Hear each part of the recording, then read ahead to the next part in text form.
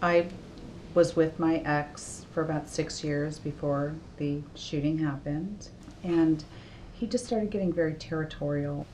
One time I was driving down the street and he said to me, um, he made a reference to me that he was going to hurt me.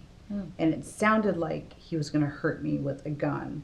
And I just said to him on the phone, I said, well, what are you talking about? I said, you can't get a gun. And he said, well, you'd be amazed at what you can get on the streets. So the next morning, I went and got a restraining order. And then it was December 23rd, and I worked that day, and I went to go pick up my daughters, and I pulled into my grandfather's house. All of a sudden, I just felt this like fast breeze just like blow me over. Wow. And it was him, and that's when he showed up with the gun. And I just saw him there, and I'm like, what are you doing here? And he said, well, you need to talk to me. We need to talk. And then he looked in the car and said, hi, Hayden, and hi, Carly. And he took me away from the car, and all of a sudden there was this white van. He literally picked me up and tried to put me in the van. And at that point was when I screamed, and the gun went off 2 times. And I fell to the ground, and he stood over me and shot me 3 more times. I will never forget when I finally did get out of the hospital, thinking, how and why did he do this?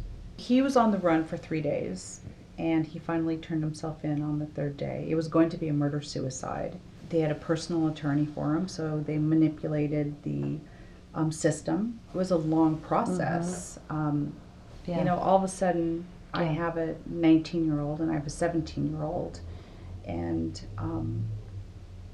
he'll be out one day. So he got off easy. What's it like for your older daughter, just knowing that her father shot her mother? I talk a lot with my girls about relationships, the type of relationships they're looking for.